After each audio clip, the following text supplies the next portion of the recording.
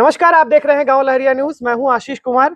गांव लहरिया news team लगातार चुनाव में सक्रिय है और जो प्रतापगढ़ जिले के प्रभावशाली नेता हैं, हम उनका लगातार इंटरव्यू आपको दिखा रहे हैं। इसी कड़ी में हमारे साथ यशवर्धन सिंह मौजूद हैं, जिन्हें लोग अन्नू भैया के नाम से जानते हैं। प्रतापगढ़ के राज परिवार से ताल्लुक रखते हैं, बब्बू राजा जी के सुपुत्र हैं। तो आइए हम इनसे बात करते हैं कि प्रतापगढ़ का क्या चुनावी माहौल है। आपका बहुत बहुत स्वागत है गांव लहरिया न्यूज में। आपका बहुत बहुत धन्यवाद। तो क्या माहौल लग रहा है आपका?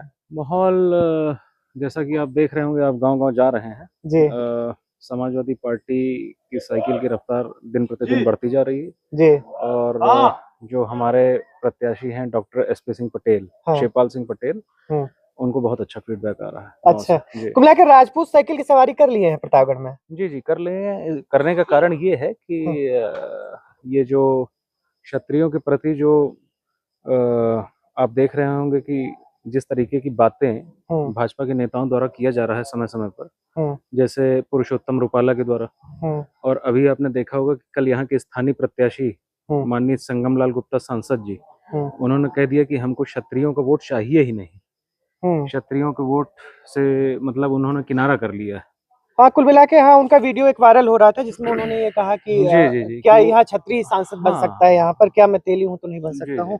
बिल्कुल। तो कुल मिलाकर के यहाँ के जो राजपूत हैं, जिनका प्रभाव है, चूंकि आप युवा नेता हैं और खासकर छत्री बिरादरी में आपकी एक पैठ है विशेष रूप से, तो कुल मिला के यहाँ के जो राजपूत हैं, एक तो पहले से नाराज थे, दूसरा राजा वाला फैक्टर भी हो गया, तीसरा कल जो संगम लाल गुप्ता जी ने स्वयं बोला है, मुझे लगता है कि इसका भी फर्क पड़ रहा है आपके कहने के अनुसार। फर्क पड़ेगा जब खुद प्रत्याशी जो है ये कहता है कि हमको किसी एक बिरादरी का वोट नहीं चाहिए, तो फिर हम अपना तिरस्कार अपने हाथ से क्यों करें? नहीं, उन्होंने ऐसा नहीं कहा, लेकिन ठीक है, चूंकि आप विपक्षी पार्टी की तो आप इसको मुद्दा बना लेंगे। फिलहाल वो भारतीय जनता पार्टी से, और भारतीय जनता पार्टी खासकर हिंदू हित की बात करती है, ऐसा वो दावा करती है। राम मंदिर का मुद्दा हो गया हो या देश का बहुत सारे मुद्दा हो गए हो, वो चाहे पाकिस्तान पे को लेकर के हो, सर्जिकल स्ट्राइक को लेकर के हो, काशी वाला मामला हो, अभी तो कहते हैं कि मथुरा भी बनाएंगे हम। तो ऐसे बहुत सारे मुद्दे हैं। वो अपने आप को सनातनी कहते हैं, सनातन का मुद्दा, और खासकर क्षत्रिय सनातन का सबसे बड़ा झंडा बरदार होता है।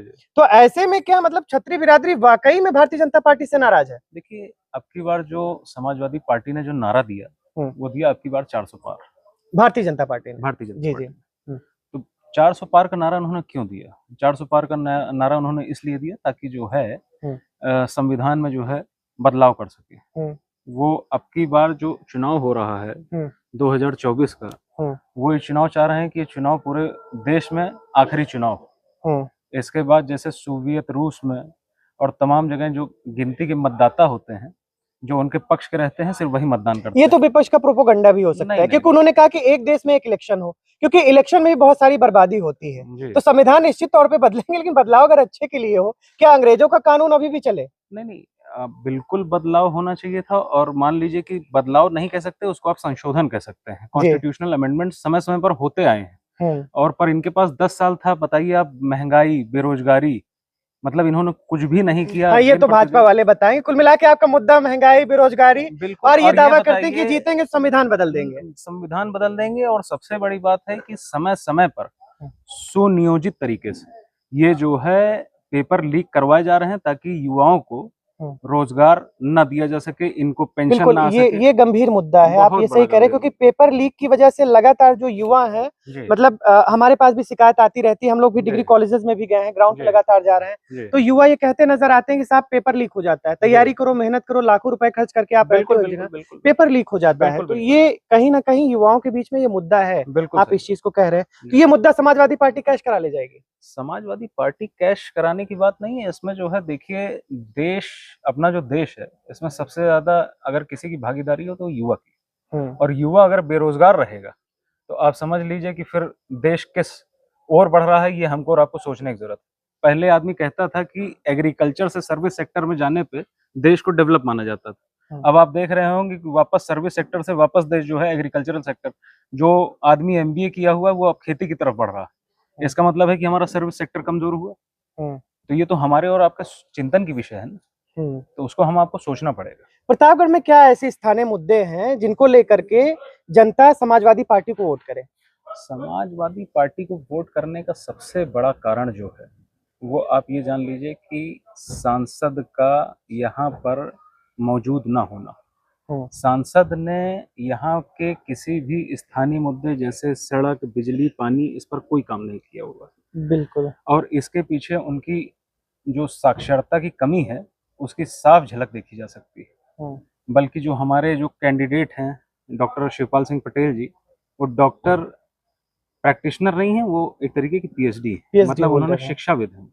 बिल्कुल। तो वो, और उनके पास 8-8, 10-10 कॉलेज जो है लखनऊ में चल रहा है। तो वो यहाँ पर पैसा कमाने या धन अर्जित संगम करने जी ने भी इंटरनेशनल स्कूल बनवा दिया है, होटल बनवा दिया है। देखिए, ये आप ये जान लीजिए कि उन्होंने पैसा कैसे अर्जित किया, ये आज भी जो है एक बहुत बड़ी अबूझ पहेली है।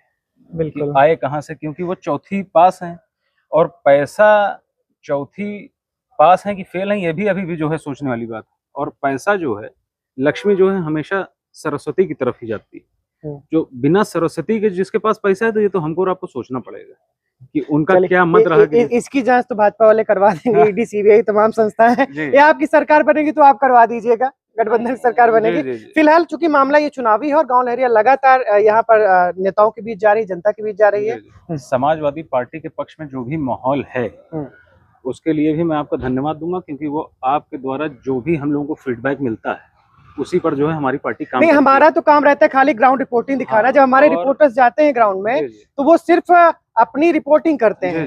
जनता जो बोलती है हम उसे बिना फिल्टर किए हुए दिखा देते हैं। वो भाजपा के भी होते हैं, बसपा के, सपा के भी। आपके दर्शकों से अपील करता हूं कि ऐसे जो इंडिपेंडेंट पत्रकार हैं और मान लीजिए जर्नलिस्ट हैं, इनको जो है आपको ज्यादा से ज्यादा जो है सब्सक्राइब करना चाहिए, क्योंकि आप जान रहे हैं कि आज की डेट में जो बड़े चैनल्स हैं उनकी क्या स्थिति है, वो किसी एक पार्टी की गोद में।